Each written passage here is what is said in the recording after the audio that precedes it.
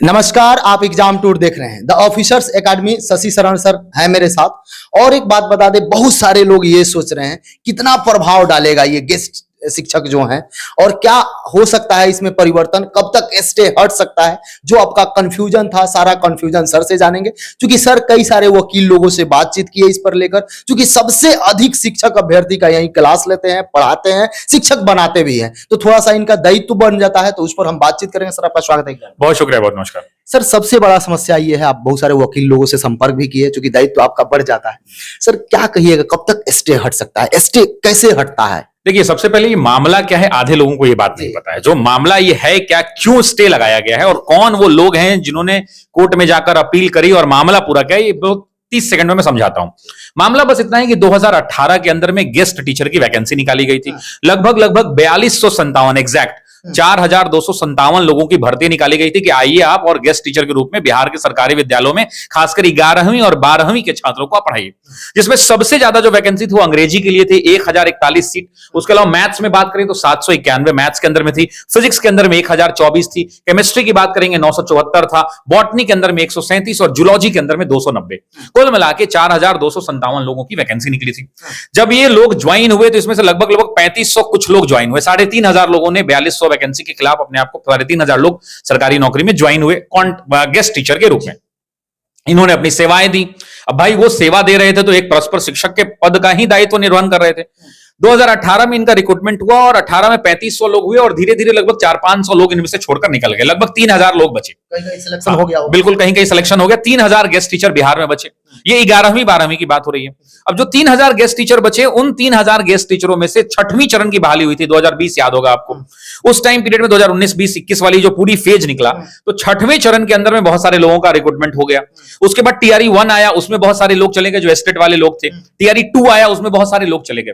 लेकिन फिर भी कुछ लोग लगभग अच्छे खासे में, मुझे लगता है 1000 के आसपास इनकी ऐसी संख्या होगी जो अभी भी हैं।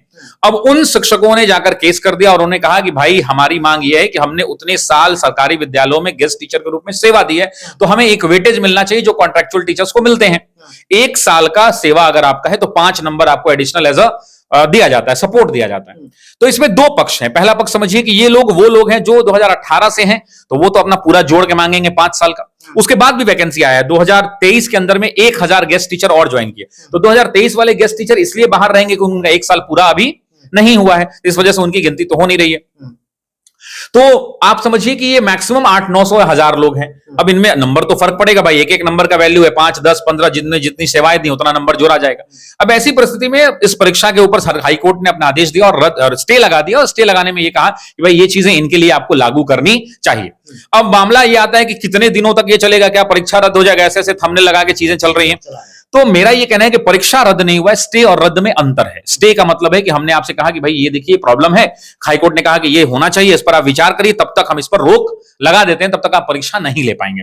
अब शिक्षा विभाग या जो रिक्रूटमेंट ले रहे हैं बीपीएससी, उन लोगों के पास एक मौका ये है कि वो जो है जाके इसके अंदर में अपना डिसीजन लेंगे और डिसीजन लेने के बाद कोर्ट को अवगत कराएंगे कि हमने ये काम इनके लिए किया है। कोर्ट अगर उनके कामों से संतुष्ट हो जाएगी तो कोर्ट इस वैकेंसी को ओपन कर देगी। तो मुझे नहीं लगता है कि इस मामले को लेकर के 2-4-6 महीना टलने वाला या रद्द होने वाला ऐसा कोई बात है। मैक्सिमम मुझे लगता है, मेरी अपनी अंतरात्मा यह है कि मुझे लगता है कि जून तक में परीक्षा अंत तक में हो जानी चाहिए। और लेकिन एक पक्ष यह भी है कि बच्चों में बड़ा ही उहापोह की स्थिति है।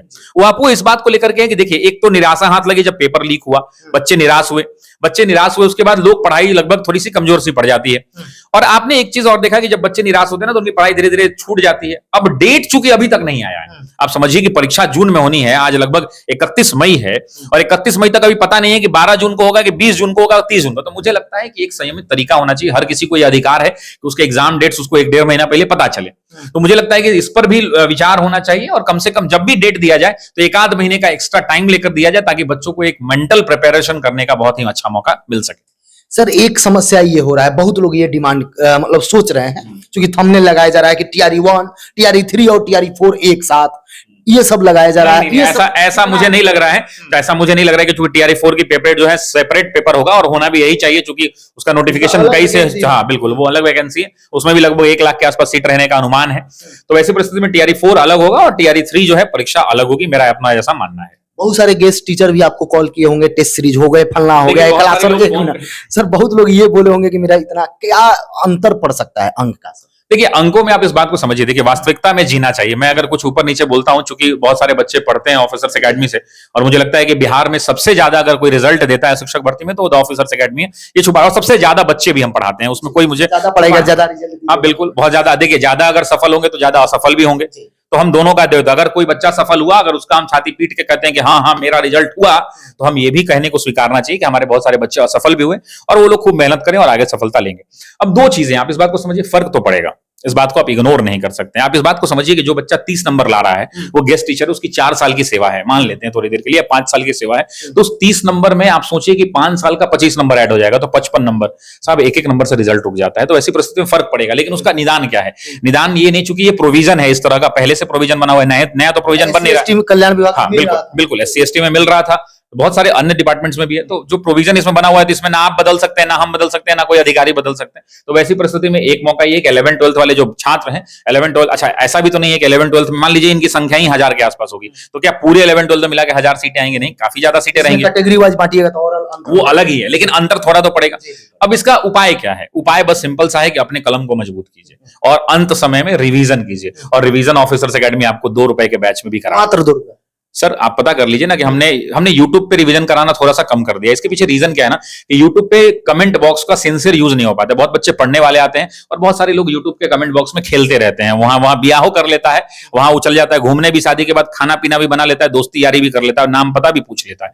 तो सीरियसनेस नहीं होती है यूट्यूब की बहुत सारी क्लासेस में। तो हमने तय किया कि जब हमारे शिक्षक उतना मेहनत करते हैं, उतनी ऊर्जा लगाते हैं, तो हम लोग पेड बैच लेकर के आए। और ऑफिसर एकेडमी ने भारत के इतिहास में पहला ये कदम उठाया कि हम पूरे परीक्षा का रिवीजन, शिक्षक भर्ती परीक्षा का रिवीजन करा रहे हैं, जिनमें जीएस का पेपर हम करें। देखिए फिलॉसफी, साइकोलॉजी, होम साइंस, ये अलग अलग पेपर कराना संभव नहीं है, चूंकि हमने पेड बैच में पढ़ाया, वहां से बच्चे रिवाइज कर लेंगे। लेकिन जिन बच्चों को जीएस पोर्शन पूरा रिवीजन करना है, 1 to 5 पूरा, 6 to 8 पूरा, 9-10 वाला भी पूरा, और 11-12 के जीएस का पोर्शन, वो सिर्फ 2 रुपए के पेड बैच में ऑफिसर एकेडमी के ऐप पर जाएं, डाउनलोड करें, 2 रुपए का पेमेंट करें और रिवीजन करें। और रिवीजन जो कर रहे हैं उनके बोर्ड पीडीएफ्स भी उनको उपलब्ध करा रहे हैं, और जब तक पेपर नहीं हो जाता तब तक कुछ ना कुछ इनके लिए हम कराते ही रहे। एक एक टॉपिक का रिवीजन, कोई टॉपिक इधर उधर। देखिए टॉपिक्स में क्या है ना कि आप देखिए, आप जितनी किताबों को खरीदेंगे उतने पुस्तकों में अलग अलग टॉपिक मिलता है, तो बच्चे कितना किताब खरीदेंगे, बच्चे कितना टॉपिक पढ़ पाएंगे अपने से? तो मेरा ये मानना है कि आप दिन भर खुद से, self study is the best study. लोग कहते भी हैं कि सेल्फ स्टडी जो है सबसे बेस्ट है, लेकिन सेल्फ स्टडी किन के लिए बेस्ट है? तो जिनकी पूरी तैयारी हो चुकी है, जिनका पूरा रिवीजन हो चुका है।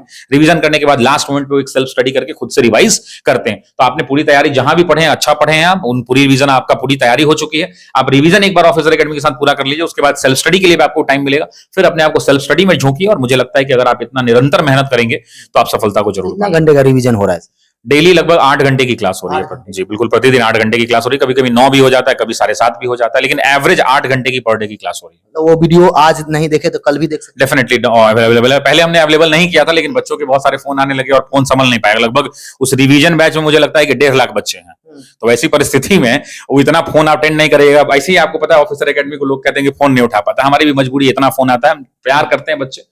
तो इस वजह से हमने कहा कि भाई इसका एक ही उपाय है कि इसका रिवीजन का जो रिकॉर्डेड बैच है उपलब्ध रहने दो। रिकॉर्डेड में भी है, टॉपिक वाइज हम एमसीक्यूज ले लेकर पूरा टॉपिक वाइज रिवीजन करा रहे हैं। जब ये खत्म हो जाएगा उसके बाद भी अगर टाइम बढ़ जाएगा तो फिर उनको हम दूसरे तरीके से, हो सकता है कि ऑनलाइनर के माध्यम से, एनसीईआरटी के पॉइंटर्स के माध्यम से हम लोग रिवाइज उनको दोबारा कराएंगे। 50% जिस तरीका से आप बता रहे हैं, यदि कॉमन छांट दिया जाए स्टूडेंट, तो 50% केवल आपके पास है। एक संस्थान में 50% होना, बहुत सारे बच्चे ऐसे होंगे जो आपसे पढ़ लिए होंगे, नहीं एडमिशन लिए होंगे। मतलब उसके अलावा बच्चे जो हमारे TRE 3 वाले बैच के बच्चे हैं, मतलब 5 डिजिट फिगर उनका भी है, तो वो लोग को तो फ्री है, तो उनको खरीदने की जरूरत नहीं है। तो ऐसी परिस्थिति में हमारा प्रयास होता है कि बिहार के बच्चे चूंकि काफी मोहब्बत करते हैं, हम लोग भी दिन रात एक करके मेहनत करते हैं, और आने वाले दिनों में द ऑफिसर्स एकेडमी बिहार के छात्रों के लिए बहुत कुछ नया लेकर के आ रहा है। रिवीजन में यदि 100% बच्चे आ जाते हैं तो अगला क्या कुछ टारगेट? टारगेट कुछ नहीं है, टारगेट ये है कि बिहार के बच्चे लाभान्वित हो इन चीजों से। बिहार में बहुत सारी वैकेंसीज और भी हैं, जैसे बिहार दरोगा के बहुत सारे बच्चे फोन करते रहते हैं, बिहार पुलिस के बच्चे बहुत सारे फोन करते रहते हैं, बिहार के अन्य पदों की परीक्षाएं जैसे CGL 4 है, बिहार SSC है, इन परीक्षाओं के बच्चे फोन करते हैं। हम लोग कुछ मिक्स्ड प्रयास करने का प्रयास कर रहे हैं, बहुत ही कम अनवाजिब कीमत में, कि आप जितना में चॉकलेट नहीं खरीद पाते हैं ऑफिसर एकेडमी, आप सोच लीजिए ना कि मैं देखिए ये 2 रुपए में भावनात्मक रूप से इसलिए कह रहा हूं क्योंकि 2 रुपए में भी GST देना है सरकार को, और 2 रुपए में भी इनकम टैक्स 30% देना है। तो ऐसी परिस्थिति में हमारा उद्देश्य ये नहीं है, उद्देश्य ये है कि बच्चा यूट्यूब पर डेविएट हो जाता है, वो यूट्यूब पर डेविएट ना हो, यूट्यूब पे ऐड आ जाता है, बहुत सारी चीजें हैं, सिंक्रोनाइज नहीं हो पाता है, और वो पढ़ने में मन नहीं लग पाता, सीरियसनेस नहीं होती। एक दूसरे का कमेंट, ऐप में क्या होता है कि एक दूसरे का आप कमेंट नहीं देख पाइएगा, तो ऐसी परिस्थिति में अच्छे से रिवीजन हो पाता है। इसलिए हमने सिर्फ 2 रुपए की कीमत में इस रिवीजन को कराया। मैं बिहार के बच्चों से आह्वान करूंगा, आप जहां भी पढ़े, अच्छा पढ़े हैं, आप रिवाइज हमारे साथ कर लीजिए, और उसके बाद जो टाइम मिलेगा तो फिर सेल्फ स्टडी खुद से कर लीजिए। सर बहुत बहुत धन्यवाद। बहुत शुक्रिया, बहुत धन्यवाद। और बिहार के बच्चों के लिए शुभकामनाएं हैं।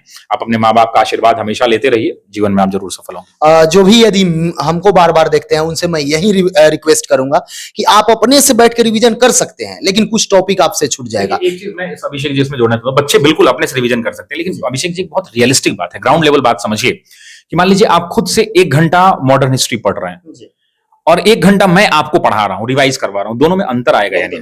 बहुत अंतर रहेगा। आप 1 घंटे के अंदर में हो सकता है 20 चीजों को सीख पाएंगे, टीचर हो सकता है 30-40 महत्वपूर्ण चीजों को हाईलाइट कर दे, हो सकता है आपसे कुछ चीजें छूट जाए, टीचर से वो ना छूटे। तो एक मिक्स्ड प्रयास है, इसीलिए मैं कहता हूं कि टीचर के साथ रिवीजन करना बहुत ही आवश्यक है।